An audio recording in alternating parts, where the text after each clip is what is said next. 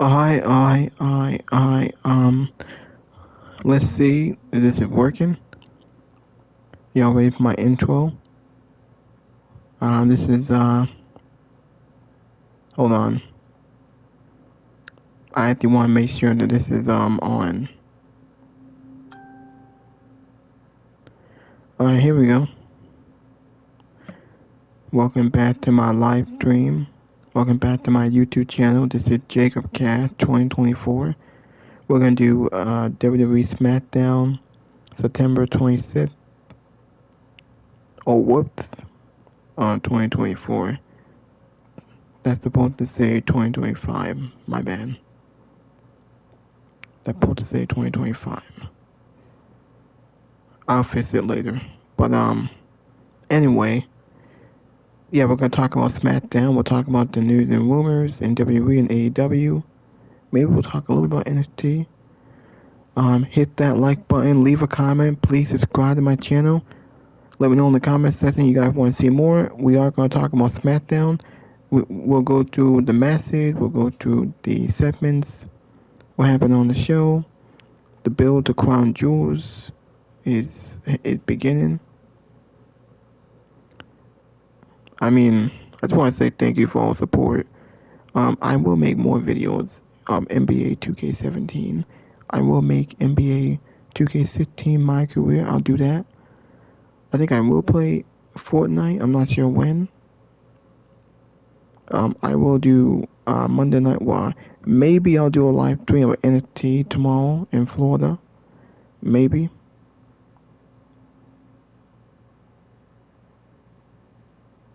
Okay. Now let's talk about SmackDown. What was that finish? I don't know what to say about SmackDown. SmackDown was kind of boring. Great opening segment with Cody Rhodes and The Vision. He had a pretty good segment with Braun Breaker and Bronson Reed and Paul Heyman. Randy Orton came back. Jacob Fatu was back. And he attacked Drew McIntyre. What the F with that ending in that main event? Sami Zayn and Javon Evans was great. That was a great opening challenge. There was some storyline development.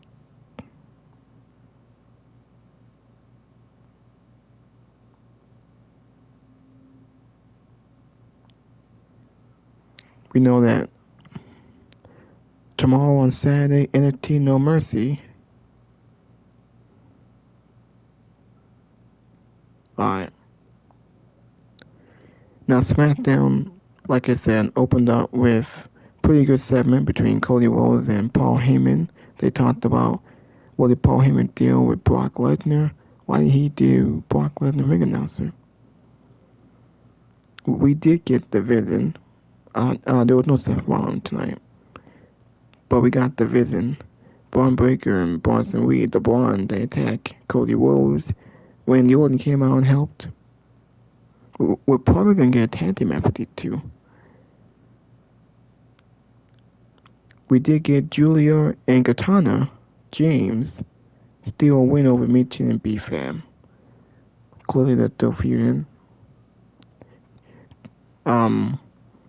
Julia hadn't done shit with the women U.S. titles, but an afterthought, been irrelevant. The tag team match was fine, whatever. Kind of forgettable. We did get the Street Profits versus Melo Don't Miz. Monte Ford and Angelo Dawkins. The Street Profits defeated Miz and Carmelo Hayes to become the number one contender to face the tag team titles, so they will challenge the Wyatt Six, whether it's on SmackDown or it might be Crown Jewels. It might be a Crown Jewels. Hopefully they can move on and end that feud. So Drew McIntyre came out, tried to fake an injury. He blamed Drew McIntyre why he didn't win the WWE title at WrestlePalooza. Nick Aldis came out and told Drew, it's your own fault. Now, Jacob Fatu came out, attacked Drew McIntyre, gave him a big boot. It's a nice filler feud because Drew McIntyre's not getting a rematch anytime soon. He's not going to feud with Cody Rhodes. Cody's going to wrestle Seth Rollins, and Now we got Randy Orton, he back on television. They're gonna tease something with them. So McIntyre needs only a few with at Jigga Fatu. He been off TV for a couple of weeks now since SummerSlam. I'm glad he's being used. He's in it, gonna be in the feud with Drew McIntyre. We had another backstage segment with Aleister Black hit Damian Priest with the Black Mass, so I guess they're still feuding. Sami Zayn versus Javon Evans for the US Championship. A great opening challenge. Javon Evans is great. He's from NXT, so I guess he came here to have this match with Sami Zayn.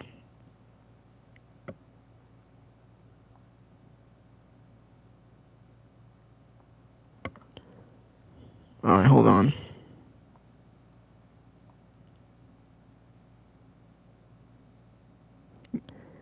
We know that TNA is on tonight. TNA Wrestling Victory World. TNA International Champion. So it's live tonight. An ugly match with Tiffany getting 30 record crown jewels.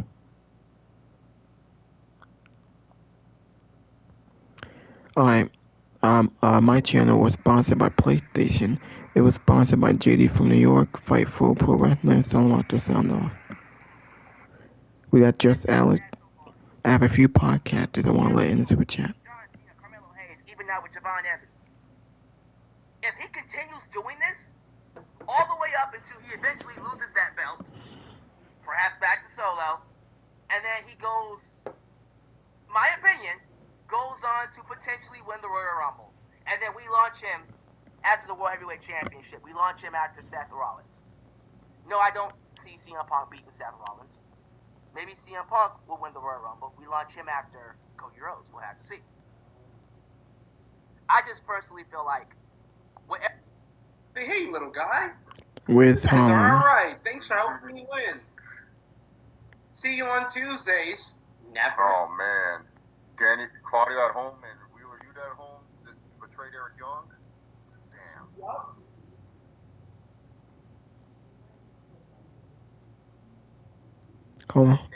Hold on. Man. Wrestle Dream. Yeah, they're in Edmonton. Oh, okay. Y'all on a fucking empty stream. Hold on. Obviously, they're still watching TNA Victory World. And even though this is a TNA show, this is WWE foot on the way out the door. So I'll this match. Right there. God, what a graphic thing. Sir, Blue Chew. My God, this is what we're doing. And you can tell that they recognize that they got something special with Javon there. So let's go ahead and get into the rest of this show, by the way. We got Perfect Flex here, sends in a super chat saying botch ending. All right, so we got to get into this women's triple threat that we saw with Nia Jax, Tiffany Stratton, and Jade Cargill. Now, we did have Tiffany Stratton retain, so she is going to go on to face Stephanie over at Crown Jewel. We had a really cool little moment where they confronted each other, both of them raising their belts. Shout out to Stephanie, who won her title in WrestlePalooza. But here's the deal. The match itself, I thought the week before, Robin, I don't know if you got a chance to see Jade and Tiffany, I thought they fucking killed it last week. Like, they had a tremendous match. This week, this triple threat wasn't the best. There were some good moments, don't get me wrong, some good moments. However, there were multiple moments where I noticed that things weren't connecting the way that you thought they would. And unfortunately, it looked like there was a mishap in the ending. Mind you, I only saw it the one time, but it looked like the referee stopped counting after 2 and didn't go for the 3 count because Nia Jax didn't kick out. And it looks like obviously she was supposed to kick out, and then Tiffany was supposed to hit her prettiest moonsault ever to eventually get the win. So it looked really weird. Eventually she hit her prettiest moonsault ever, 1, 2, 3, win. But it was the whole scenario that played out right before that had everybody, like, it took people out of the match. But there were some good moments in this, though. Yeah, but you know, like, good moments can't really overcome a bad moment when the bad moment is flaring itself.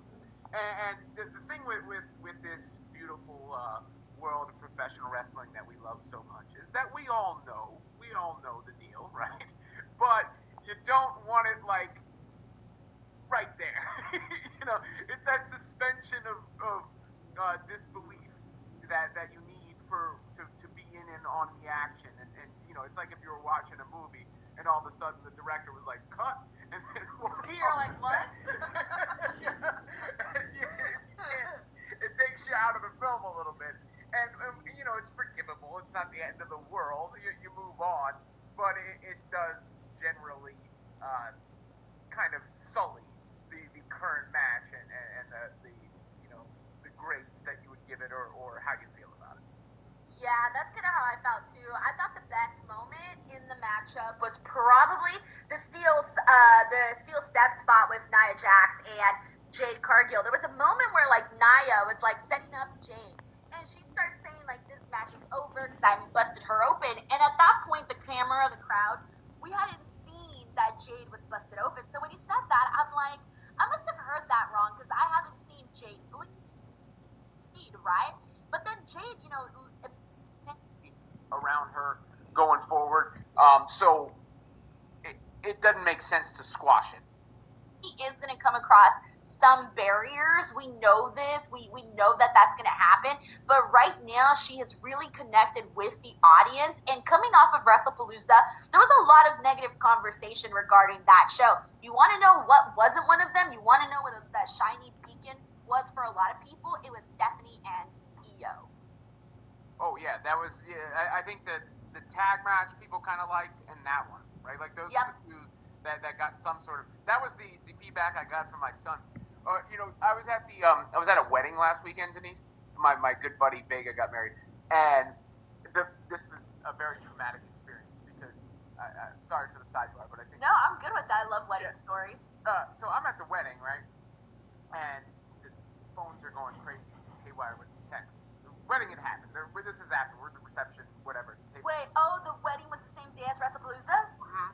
Oh. Yeah. Oh, I see. Okay.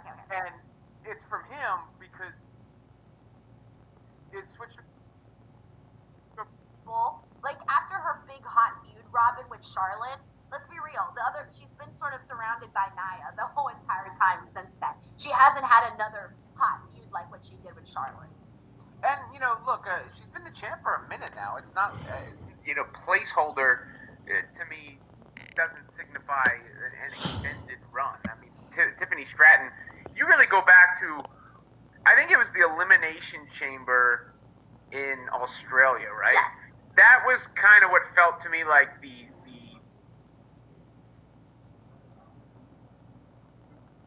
on him, like that would, because I don't think Jacob Fatu can come.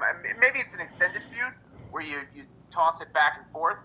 Maybe that's the way to do it, but I'm 100% with you in the fact that it felt fresh and felt exciting. I'm looking forward to these guys cutting each other down. I'm looking forward to these guys squaring off. But I did hit fast forward in my mind, thinking off of Drew McIntyre's lost to Cody, and then like, oh, is he going to lose to Jacob now too? And then like, is that what Drew McIntyre is? So And Jacob also needs a big win too. Yeah, right? Like, so how do you balance that? That's the challenge. By the way, I can't believe I almost forgot to mention this. Randy came out to help out Cody Rhodes when he was out there getting beat. I don't know how I forgot to mention Randy. He's back. I was expecting him to come out at WrestlePalooza when they had said Cody and Drew was the main event of WrestlePalooza. People were expecting something massive to happen, and then nothing happened. Right? It was just a straightforward win. I was expecting Randy to come out there, and then lo and behold, he comes out on SmackDown. This is obviously the feud people are waiting for. Do you think Randy turns heel here, or do you think they kind of do like a respect sort of thing between Cody and Randy eventually? I mean, you can never count out the prospects of a Viper heel turn. I'm not feeling it imminent right now. I am kind of feeling like the respect tour angle of it at this moment, but there's always that RKO behind door number 2. But I will stick with door number 1 for right now. All right, I'm with you too. I don't really know how to feel about it just yet. I just know I want the match. I know I want the story, but that's kind of like the extent of that. But I'm happy to see Randy back and seeing him in there with Cody. That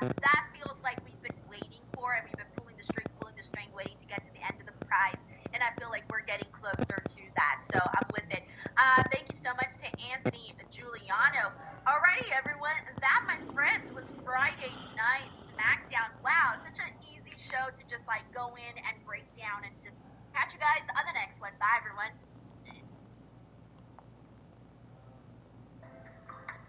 Alright, I'm gonna show y'all the other podcasters. I got some of them in my super chat here. Hold on.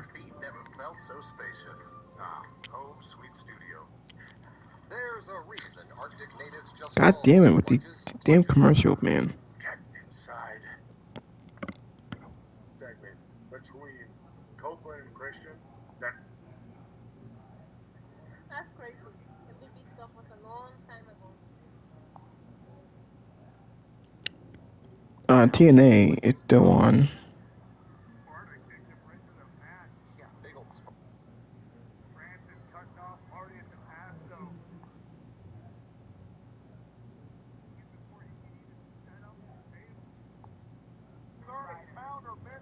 There's Top Dollar. He's taking on Jeff Hardy.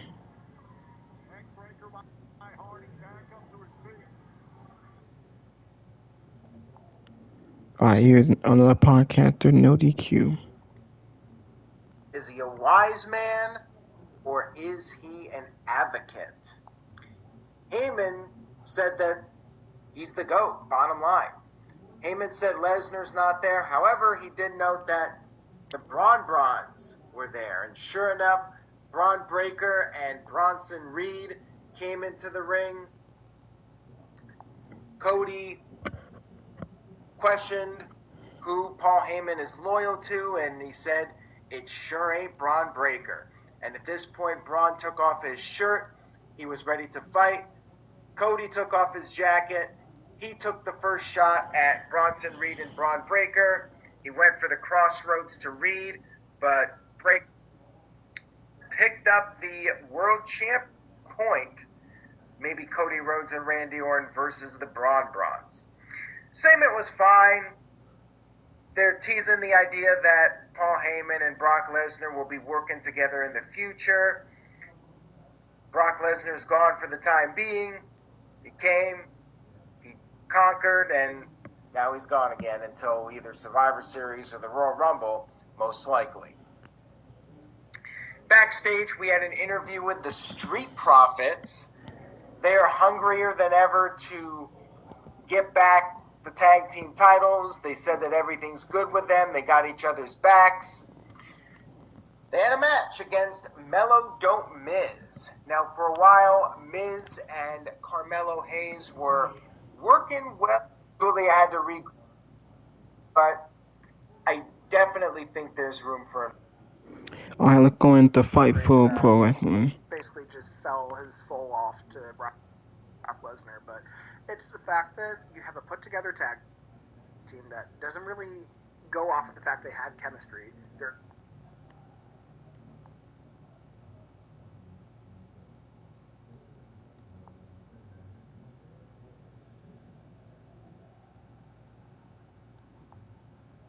Alright, going to Salamonster.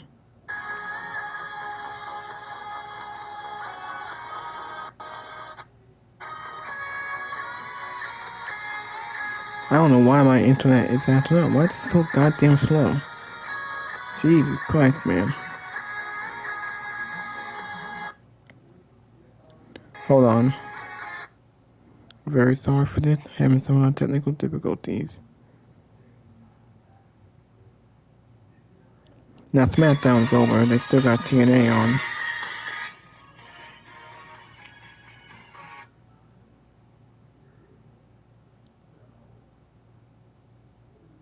Alright.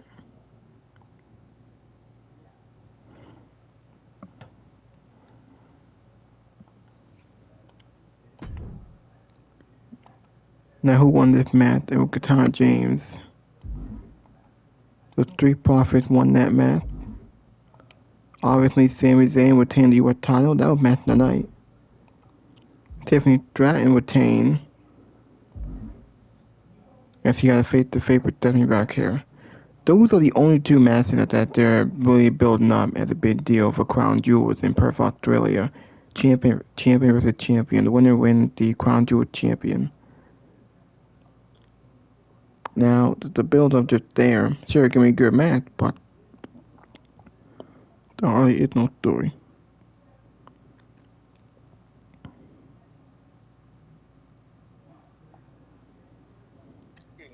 Undisputed heavyweight champion of the world, Watkins here, helping to guide you guys through the event that we're going to be talking about. And of course, there are two lovely gentlemen. Oscar's birthday. Happy birthday to the one and only Oscar. 7 hours ago. Too bad it wasn't on SmackDown. Or maybe she won it. Was it during a dark match? Kevin Owens, Kevin Steen. Isn't that real name, Kevin Steen? Introduced it to Green Mountain Classic.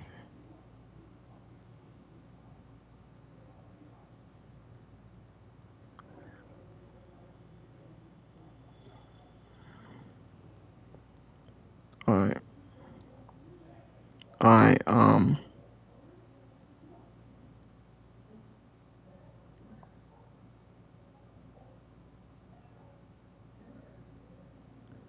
Alright, so the real reason that the WWE star leaving TNA Pole controversy match.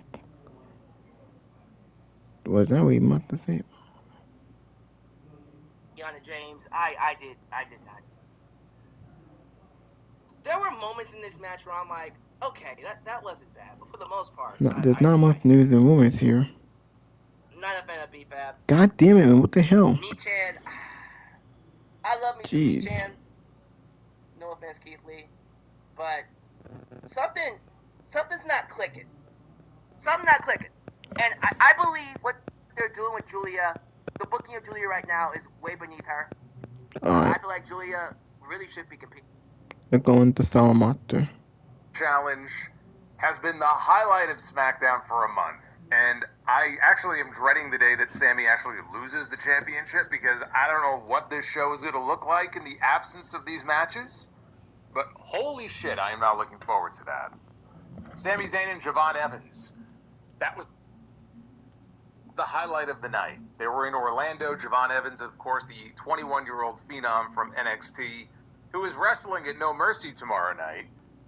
He showed up and stepped up for the open challenge and had a great match, a banger of a match with Sami Zayn. One of those matches that I think we'll look back on years from now as the first real breakout moment for him on the main roster, even though he's not officially on the main roster yet. I very much enjoyed that match. I wish I could say the same about the main event on this show, but I cannot. We had Triffany Stratton, we had Jade Cargill, and we had Nia Jax. For the WWE Women's Championship, the winner would go on to meet Stephanie Vicaire at Crown Jewel, because they're doing these champion versus champion matches again. Brand versus brand. And the only person in this match that really made sense was Triffany Stratton. Even though she's been undefeated this entire year, and I'm already over this run, and it's not even entirely her fault, the SmackDown Women's division sucks. There's no competition for her, it's boring. They desperately need some new faces in this division, calling up people, moving people over from Raw, whatever they need to do. The division is in dire straits right now. And Triffany Stratton was the only name, though, that really made sense for the match with Stephanie. You're not going to do Stephanie and Nia, you're not going to do Stephanie and Jade, because Jade's not ready to be in that spot. But they're having a match, and I can't even say, I'm not going to say the match was terrible. I don't think the match is as good as some of you were saying it is. I didn't think it was a great match at all as far as the main event goes, but it really fell apart towards the end. And Jade Cargill came up, busted open, because she ate the steps, courtesy of Nia Jax. Nia Jax threw her into the steel steps, and Jade got all of it. And she came up, and she had a gash on her face, there's blood all over the floor. And from that moment on, the entire finish of this match, the entire finishing sequence of this match completely fell apart. And it wasn't just that she got busted open. That was really just the beginning of it. But she gets busted open and she gets back in the ring with Nia, puts Nia down with one of her signature moves. Tiffany is supposed to break up the fall, but she's late, so Nia has to kick out. And then Jade gets drop kicked. Tiffany covers Nia. We're supposed to get a 3 count. And the referee counts 1, and the referee counts 2, And Nia's still laying there, shoulders flat on the mat, and the referee holds up her count. I don't know what the referee was expecting. I don't know if she saw a ghost. I don't know, but she held up the count. The arena went silent. Tiffany had her back turned. She hears the silence of the crowd and is like, what's going on here? And you can see Nia look up and go, what happened? And the referee is just, it's one of those moments where I feel bad for the referee, because put yourself in the referee's position here. You realize in this moment you're on live television and you have fucked up the ending of this match, right? These three women, whatever you thought of the match. And again, I've seen much better SmackDown main events than this. But whatever you think of the match, you never want to be in a position where you feel like you've ruined a match, right? And you're not even one of the combatants in the match. I'm sure that she feels really badly about what happened. It looked awful. And so they sat there and they had to figure out, well, what do we do now? And the easiest thing, right, the path of least resistance was just have Tiffany go up and hit her moonsault. And that's what she did. So she actually won with her finish and retained her championship. But in that instance, you've got to count the three. And that was a Vince McMahon thing. I don't know if that's still the policy now in WWE where you have to call it as a shoot. But that makes sense. Because when you're in a situation like this, and this is live TV, this is not, like a house show match or something. You're on television, it's the main event of the show. You only have so much time left before you go off the air. I don't know if she got lost. I don't know if there was a miscommunication somewhere. But if you see somebody on the mat and they don't kick out, that's on them. That's not your responsibility. So as the referee, it makes a lot of sense that you would count it as a shoot. And if the person doesn't get their shoulder up, if the person doesn't kick out fast enough, you blame the wrestler. You don't blame the referee. So again, I don't know what was going through her head. I don't know what the hell happened there, but it was a botch-tastic finish to a triple threat main event. Now we know what the Crown Jewel title matches are going to be in Perth next month. I mentioned Sami Zayn. His match with Javon Evans was the highlight of the night. Jacob Fatu is back, right? I'm trying to pull little positive pieces out of the show here. Jacob Fatu is back.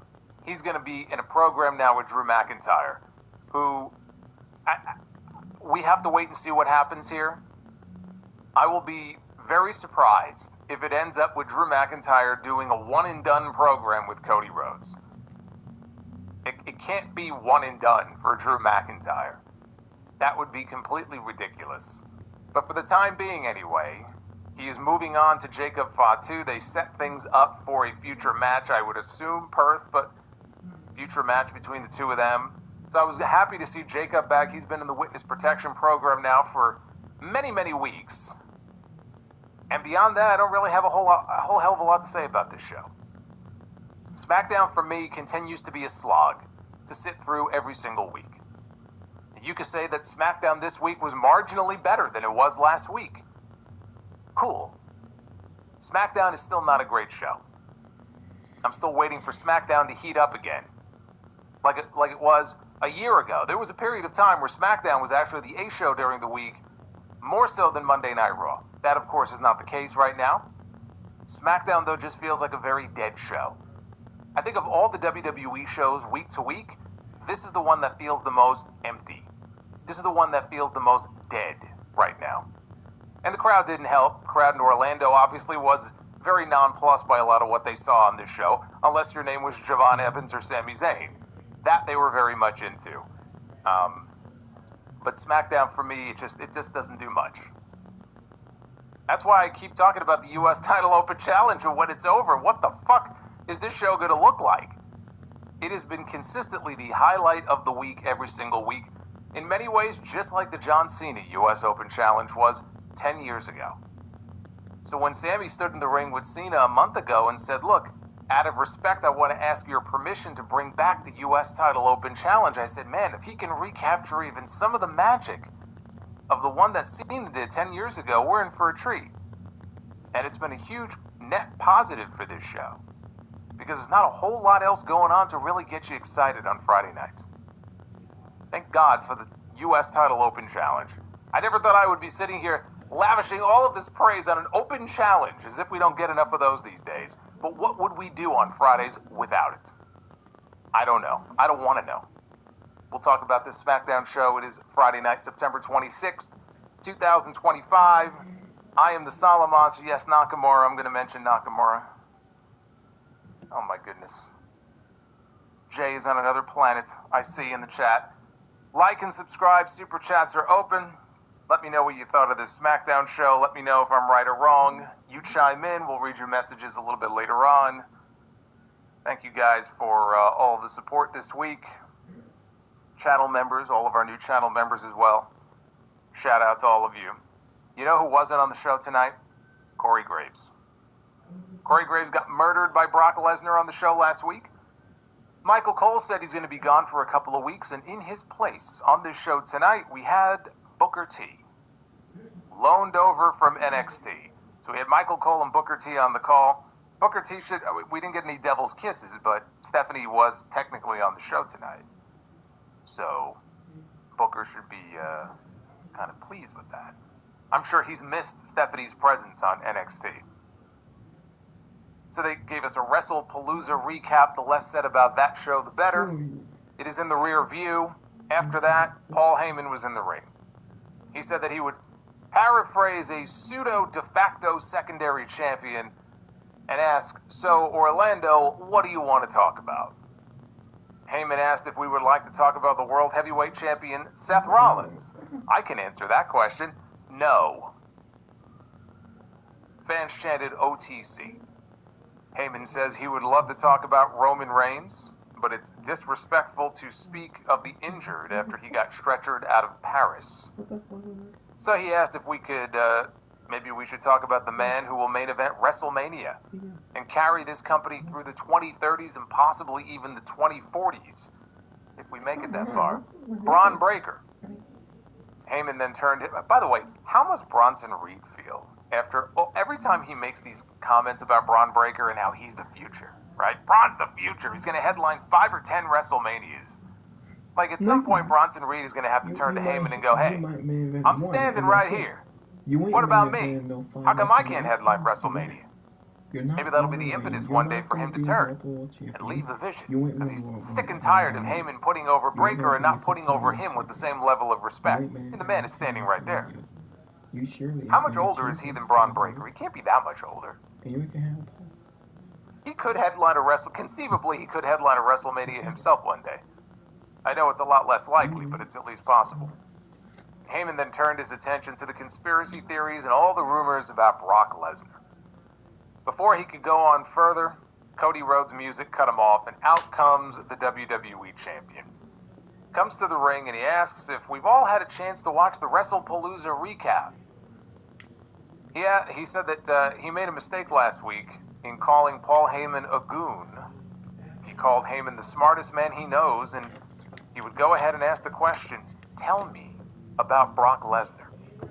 And then he asked for the truck to show the evidence, and they threw up a still shot from Brock's introduction that Heyman gave to him at WrestlePalooza, and in the shot, Brock has got a big smile on his face, and Heyman's got a big smile on his face. Cody said he knows Brock Lesnar. Does that look like the face of someone if it was a one-night thing? He asked, am I talking to an oracle? Am I talking to a wise man? Or am I talking to an advocate? Heyman said Cody was talking to a goat. Not an elephant. Not a cow. Not a zebra. Not a sheep. Not a monkey. He was talking to a goat.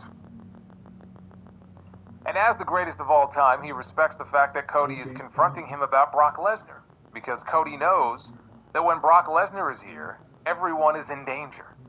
And at that moment, Braun Breaker and Bronson Reed, they appeared at ringside. They came out of the crowd and into the ring, and Heyman said, Lesnar isn't here, but what makes Cody think he isn't in danger right now? Cody says he keeps hearing how dangerous these two men are. They're going to inherit all of this. Breaker, he'll bet that Heyman tells him he's a future WrestleMania main eventer. And Reed, he probably tells you the same thing. Actually, he doesn't. Not that we've heard on TV. And I don't know what they did. I've never heard Paul Heyman say that about Bronson Reed on TV. Maybe he tells him that backstage. But Cody is trying to point out that whatever he's telling you, he's probably telling you. He's telling you what you want to hear. He's making you sound special and making you feel like you're one of one. But in reality, he's saying the same thing to the both of you. This man cannot be trusted. You cannot take what he says seriously. And he says, I grew up the son of a booker. I thought he was going to say the son of a plumber. That was his father. He said he grew up the son of a booker, grew up around people like Heyman. He saw Vern, he saw Bill Watts. As some of the fans in the crowd no doubt go, who? Vern? Troyer? Who's he talking about? Bill Watts? Bill what? Makes me sad. It makes me sad how many people were in this crowd tonight who probably have no idea who he was referring to. But that's just the way it is now, right? That's the audience they're cultivating, especially with these... Alright, look on to JD from New York.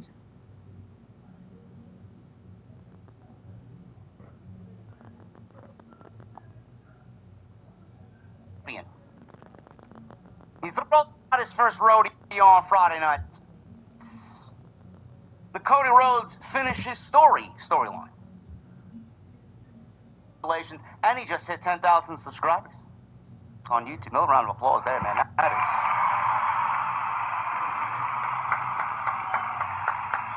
It's the way you gotta be, man.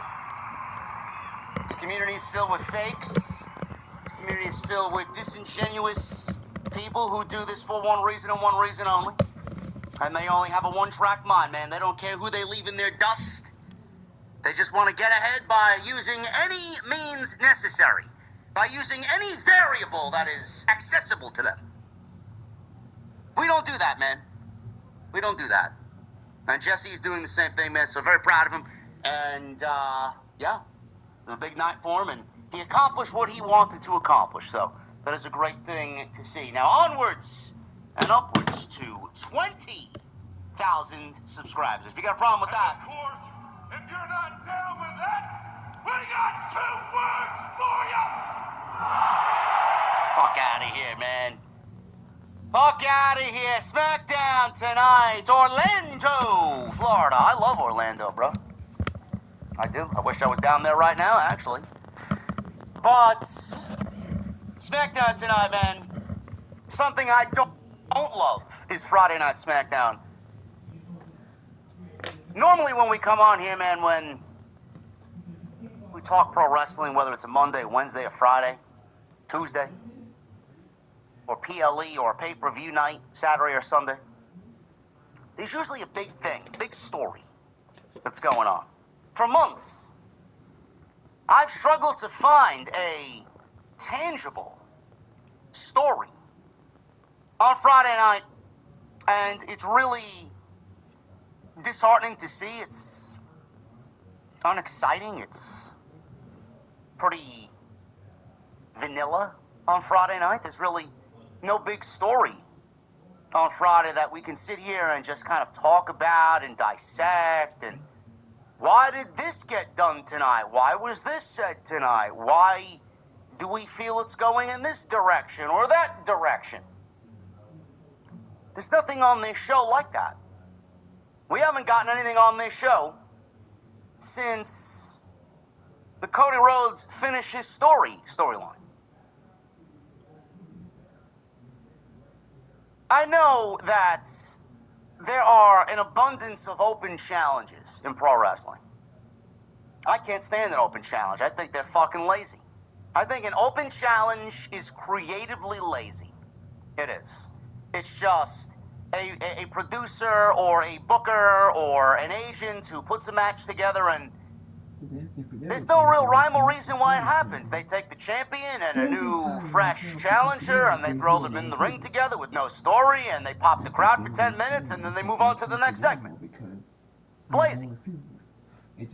Whatever happens in that ring, stays in that ring, ends in that ring on that night, and then we move on to the next. Same thing, rinse and repeat the following week. And for however long WWE wants to do the open challenge. We've seen a lot of open challenges lately. Tony Khan is back to doing open challenges. Tony Khan took Kyle Fletcher from a World Championship match with Adam Page at All Out, where they went 40 minutes. And supposedly he was made into a star. And now, he's on Saturday Night Collision wrestling the aerial ace, Mr. Collider himself, Commander. What a way to take a star, man, to wrestle for the World Championship. Back on Saturday night in front of 150,000 people, wrestling Commander. Who? Yeah, I don't know, man. Who watches AEW on Saturday, man? It's crazy, man. They may have to release them from that basement that I heard to go watch Collision. That's a whole other story in itself, man. Holy shit. Open challenges are lazy. We got 2 open challenges on Wednesday. We got Adam Page and Lee Moriarty, and we got Chris Statlander and Mina Shirakawa. Sami Zayn's been doing the same thing on Friday Night SmackDown. The thing is, Sami Zayn is actually putting people over. Sami Zayn is spotlighting and highlighting others. Sami Zayn is paying it forward like John Cena did with all the youngsters that he tried to put over during his John Cena United States Open Challenge phase, which was great. It's one of my favorite John Cena phases of all time. At the end of the day, the bottom line is it's still lazy. And it says a lot about the SmackDown creative and Friday Night SmackDown, where Sami Zayn and the United States Open Challenge is basically carrying this show for 2 hours every Friday. We did the same thing with Rey Fenix and Sami Zayn. We did the same thing with Carmelo Hayes and Sami Zayn. And we did the same thing tonight with Sami Zayn and NXT standout Javon Evans, who answered the call tonight, being that it was in Orlando, and NXT is centered in Orlando. And the Performance Center is probably within 5 miles of where they were tonight. An NXT star was likely to answer the call, and that was exactly what happened. And the match was fucking great. For a TV match, it was fucking great. Javon Evans, not his first rodeo on Friday Night SmackDown. He once again answered the call, and he once again had everybody fucking on the edge of their seat. Big high-risk moves, crisp offense, and Sami Zayn giving him that spotlight to do what he needs to do, man. The Sami Zayn United States Open Challenge is basically mirroring exactly what John Cena set it out to be. And it's basically carrying this show. That's how you do an open challenge. That's how you do the deed to get someone to the next level. Javon Evans' stock was heavily raised tonight. He's going back to Tuesday night with a little bit more, whatever more is, a little bit more than what he had coming in to this Friday Night SmackDown, thanks to Sami Zayn and the 10 to 12 minutes that they were given on TV tonight. Kid's not ready for the main roster yet, I'll tell you that. Kid's never going to be a world champion. He doesn't have the body structure or the body type to be a world champion. But you slide him in there for a United States title or an Intercontinental. This is Jordan, professional gymnast, self-proclaimed sneakerhead, student and hero ambassador. Hi, that's me. Her specialties, all-around vault, uneven bars. Don't forget balance beams. And can't forget floor. You slide him in there. I'm not a big fan of, the big moves and the big aerial high-risk moves. That's all he does. There's no real, what's a good way to put it? He doesn't slow down. There's no real kind of let's slow it down and then build up to something like that. It's just big move after big move after big move after big move. But he's in there with Sami Zayn. So Sami tonight guided him appropriately to a point where those big spots and those big moves really felt impactful and felt like he was going to win the United States Championship. So I thought that was easily, by far and away, the best match of the entire night. Jacob Fatu returned. He returned tonight in a promo segment against Drew McIntyre. This is an early indication about where we may be going into Survivor Series. Jacob Fatu has been a non-factor ever since SummerSlam. Jacob Fatu is going to be a big factor going into Survivor Series. And I do believe Jacob Fatu could be on the babyface team battling the Vision, who will work alongside Drew McIntyre and will work alongside Brock Lesnar. And that will be your War Games war this year. They put that out there and planted those seeds early because these two guys are going to be at each other's throats for a little bit, building to War Games. But it's nice to see Jacob Fatu back on television, and Drew McIntyre. You know, Drew McIntyre is going to be Drew McIntyre. Anytime he's on TV, I love it. He's one of my favorites on the show. But, man, they have treated him like a fucking geek the last several months. We'll see what that materializes into. Whether it's going to be a one-on-one match, when, where that happens, nobody knows. But it looks like Jacob Fatu is back in business on Friday Night SmackDown for the first time since SummerSlam against Drew McIntyre. Randy Orton, who was previously feuding with Drew McIntyre, he's back on the show after his wife sent a public Instagram post wondering where Randy Orton was, where her husband was, and why he isn't featured on the show a little bit more prominently. Randy Orton's back, and he saved Cody Rhodes from the Vision, who are Raw superstars. They were on Friday night with Paul Heyman because it's Crown Jewel season. SmackDown doesn't have any interest on their own with their own roster. Let's borrow from Monday, let's borrow from Tuesday, and let's throw everybody in a blender on Friday, and let's do this thing known as SmackDown. Randy Orton saved Cody from Braun Breaker and Bronson Reed, and he picked up the WWE Championship, and once again he looked at it very lovingly. I don't know what that is going to spiral into, but we could be looking at again, and we've been saying this for fucking months now. I don't know when they're going to pull the trigger on it. We could be looking at a Randy Orton and Cody Rhodes feud before the end of the year. There really is no other natural way for Cody Rhodes. And we could be looking at a glimpse into the Crown Jewel match with Cody and Seth Rollins. Being that Randy now has helped him with the Vision, Randy may actually, now that he's back on television, factor into that outcome at Crown Jewel between Seth and Cody. Because we said last night on TNT, which was a rare episode on Thursday, we were preempted on Tuesday. Thursday we were live last night, and we both said that the match is going to end with some shenanigans, and Seth Rollins is going to win. Seth Rollins is going to beat Cody Rhodes at Crown Jewel. Could be Drew McIntyre, could be Randy Orton. So we don't know how WWE is going to play that out.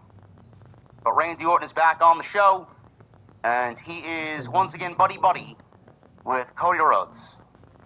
And the main event that they built the show around was Nia Jax, Jade Cargill, and Triffany Stratton. Triple threat match for the WWE Women's Championship. One of the ugliest matches that I think I've seen all year. That match was ugly.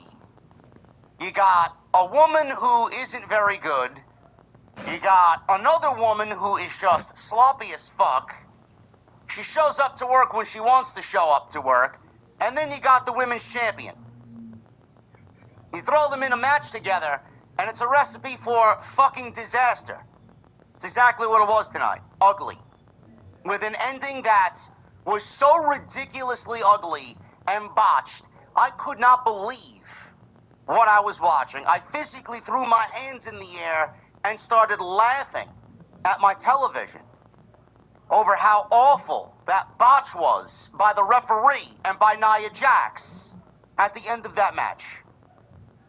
I don't know what WWE was doing there.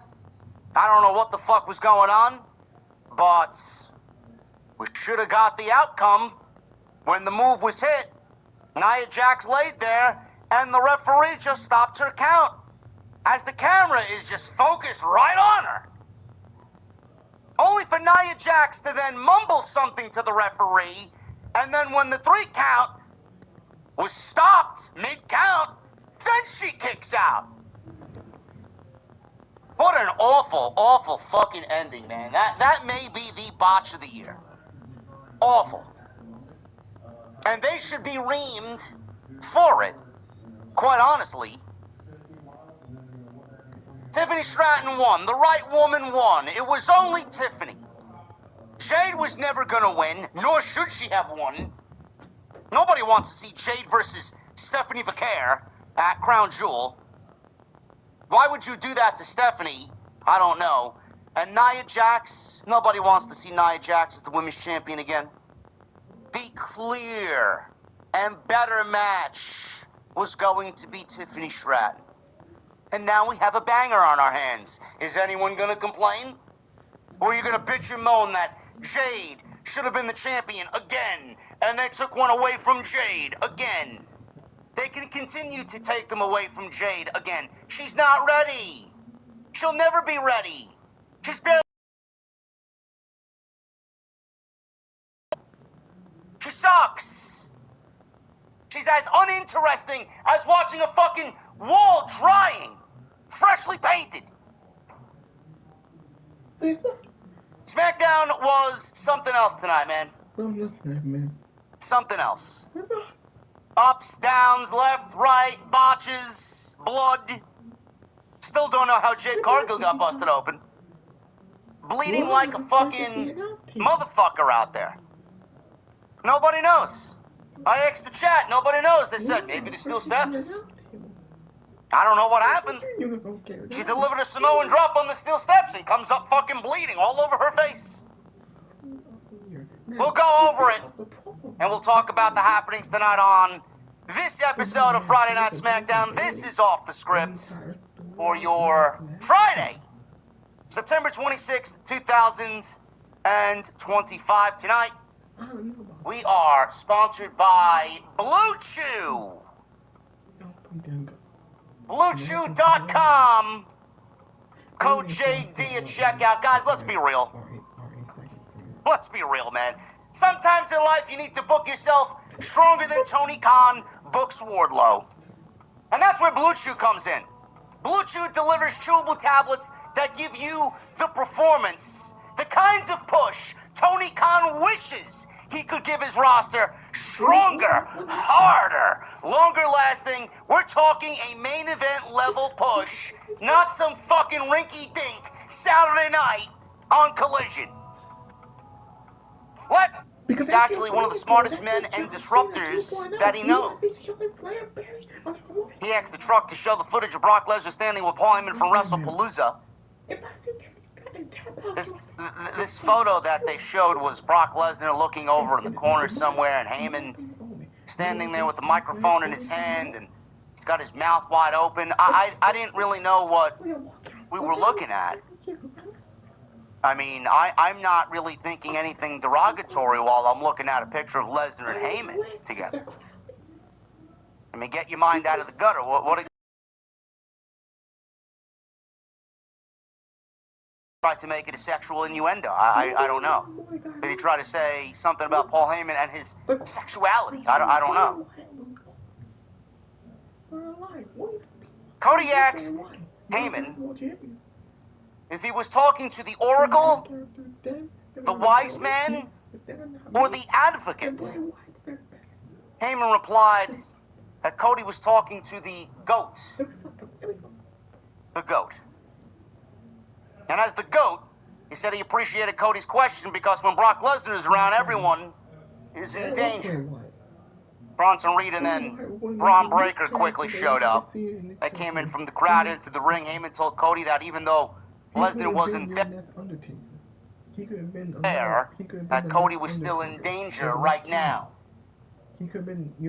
Cody didn't back down and said it was about time he says what he has to say now because he keeps hearing about how dangerous these guys are, both of these guys are. He told Breaker that he was sure Heyman tells him he's the future of WrestleMania, and he's going to be a WrestleMania main eventer for years to come. But he probably also tells Bronson Reed the same thing when you aren't in the room, he says. Cody says to Braun Breaker, listen, I grew up the son of a booker, and I saw many others, and you could always tell what they were all about. But no one has figured out who Heyman is loyal to, but Cody guaranteed that he wasn't loyal to Braun Breaker and Bronson Reed. Breaker ripped off his shirt. Cody then gets hilariously animated, and this was great. Cody, he starts to take off his suit jacket, he unbuttons his dress shirt, he throws his Rolex to Booker T. Cody attacked Bronson Reed and Braun Breaker after saying, I might regret this, but I don't give a shit. And he attacks both guys. And the numbers game were too much. Reed and Breaker ganged up on Cody Rhodes. Suddenly Randy Orton's music hit. Orton ran down to save Cody. He starts punching at Braun Breaker in the aisleway, gets into the ring, attempted an RKO on Braun Breaker. Breaker pushed him off of him, and he went right into an RKO on Bronson Reed and left him laying. That was a great spot. So they both retreated. He backs up Cody in the battle with the Vision. And Orton's music played, and Cody hugged Orton after Orton had picked up the WWE Championship, looked at it, and handed it to Cody Rhodes. We are now fully engulfed in the Cody Rhodes and Vision feud.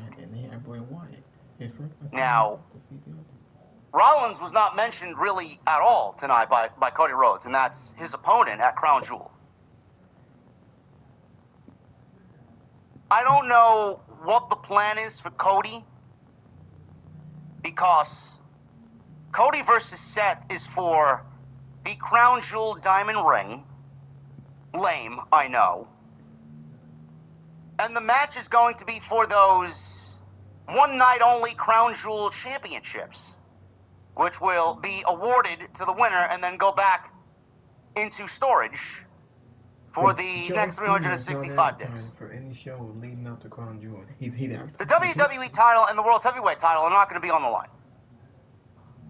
We don't know if the WWE title is going to be on the line at any point from the end of Crown Jewel through Survivor Series, through the build of Survivor Series and up to Survivor Series. Cody could realistically be a part of the babyface team going into Survivor Series. Now, I don't know who would join Cody Rhodes, but I have already mentioned a few names multiple times over the last week. I predicted the babyface team to be Cody Rhodes, Roman Reigns, CM Punk, John Cena, and Randy Orton. That is quite the fucking babyface team, man. That may be the best babyface team in the history of WWE. For a Survivor Series match, maybe in the history of WWE. Star power on that team is absolutely, I mean, you can't get any bigger than that. And then for the heels, it would be the Vision, Seth Rollins, Braun Breaker, Bronson Reed, Brock Lesnar, who's got a loose affiliation now with Paul Heyman again, and then Drew McIntyre, who is someone who has a history with Cody, called out Cody tonight, wants a rematch with Cody. He's got history with Randy Orton. He's got history with Roman Reigns. He's got history with CM Punk. He wants John Cena in his final match. I mean, it's just poetic to include Drew McIntyre in that. If it's not Cody and not Randy, I could see Cody and Randy being a match at Survivor Series for the WWE Championship. And if it's not Cody and Randy on the babyface team, you just slide Jacob Fatu and you slide LA Knight. LA Knight wants a piece of the Vision, and then Jacob Fatu started his feud or something tonight with Drew McIntyre. So WWE's got some plug and play if they want. But again, I don't know. It looks like Cody Rhodes is going to be ingrained in this Vision rivalry or this Vision business. And I think a Randy Orton, Cody Rhodes pairing could really be interesting going into War Games, because Orton could turn on Cody inside the War Games, and then we set up his next feud after Survivor Series, which would be great. Again, I don't know if that's the case. I'm just thinking off the top of my head. I'm just spitballing here. That's a lot of star power for one match. Then you got the Women's War Games match, which I've said time and time and time again, you don't need to have one, because there really isn't a dilemma that needs to be encapsulated inside the War Games cage with the women's division. There's nothing happening on Friday, and there's nothing happening on Monday. WWE would just be doing a Women's War Games match because they want to do one because the men have one. I hate that. One War Games match, and that's it. You actually flush the entire card out better if you don't have a Women's War Games. Why do one when it's not necessary? After last year's disaster, I don't want to see another Women's War Games match. I don't. So I don't know what else would go on this. Kids like us live online, but so do traffickers. Not everyone online is a friend. Talk to your parents about human trafficking and staying safe online. This could be a game changer of 3D printers. In a nutshell, it's a mashup of the Bamboo X1C and the Prusa XL. Women before then, I don't know. I don't know what we do. But Cody and Randy are clearly going to be doing this Vision business. Seth Rollins is going to beat Cody Rhodes at Crown Jewel. It's going to end in a fuck finish. Cody Rhodes said on Monday, the last 3 times that we wrestled, you did it all on your own. I hope it's going to be more of the same for this 4th match between us.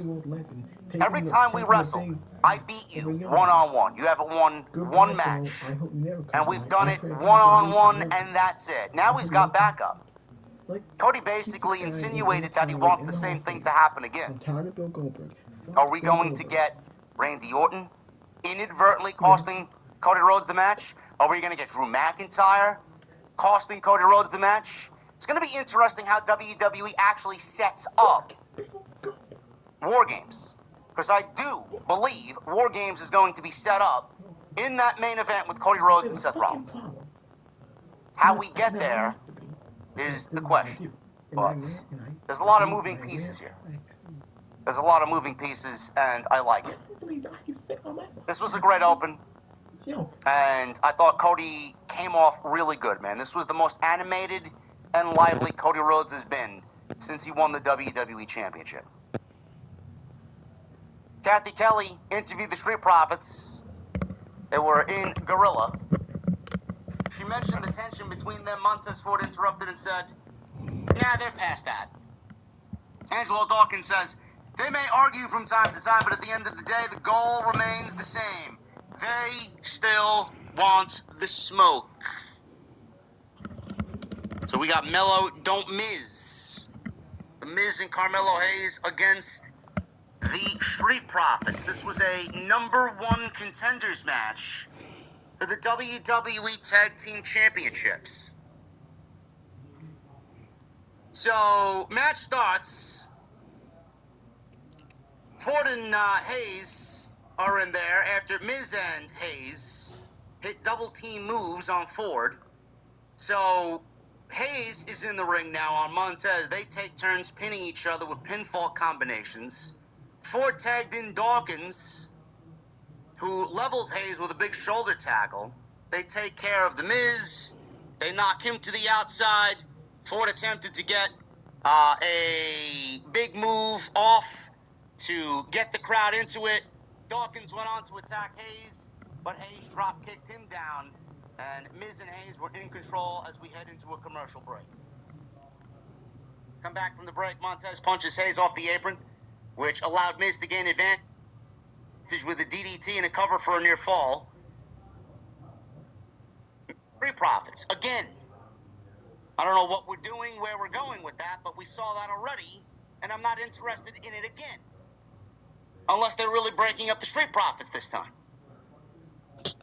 Right, 6 feet and we're standing or sitting on the announce desk.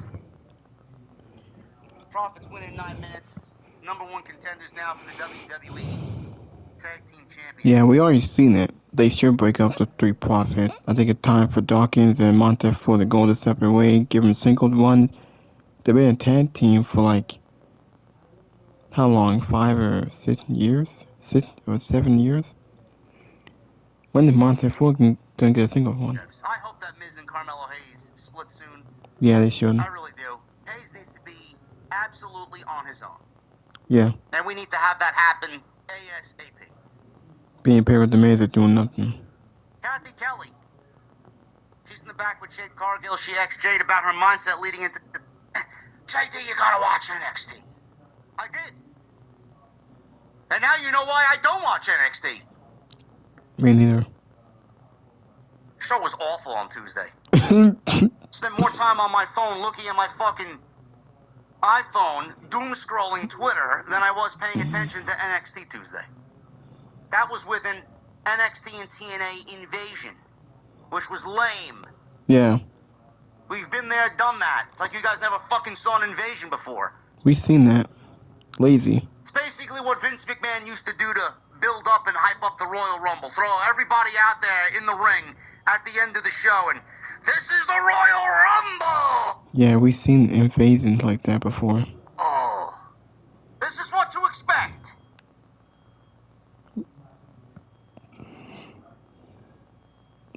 Sol Ruka and Zarya walked in.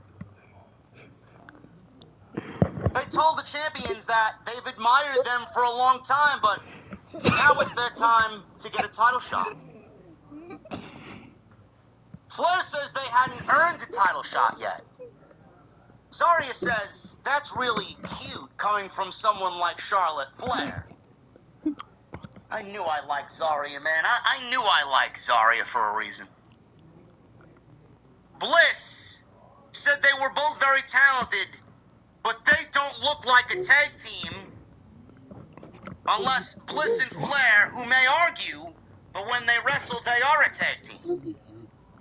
Bliss then told Zarya and Sol Ruka to get in line. Get in line? Where's the line? There's not a single fucking tag team in the division. What line are we talking about? The line doesn't exist. Again, why we even have these titles to begin with? Exactly. It's a joke. Exactly. Then you get rid of it. Irrelevant. I have to add, Zarya, she was standing face to face with Alexa Bliss. It is comical how Zarya completely dwarfed Alexa Bliss. One thing I mentioned in my Kenny Omega Gail Kim video yesterday is that I agreed with Gail Kim when she said she enjoys believable pro wrestling. I also love believable pro wrestling. I hate something that looks like this, because there's no fucking way Alexa Bliss should ever, could ever stand tall or face to face or stand in the ring or do anything really to someone like Zarya. They look completely outlandish. Zarya looks like she could sneeze and break Alexa Bliss in half. Charlotte, not so much. Well, in the video, I made it long enough. I don't make it too long, getting late. Just want to say thank you for watching, thank you for all the support. Hit that like button, leave a comment, please subscribe to my channel. I will do a live stream on Monday Night Raw, next week on Monday. I will upload more videos of NBA 2K17 and 2K26. Maybe I'll upload a little bit of Fortnite. But just wanted to thank you for watching the Jacob Cast 2024. I'll see y'all later.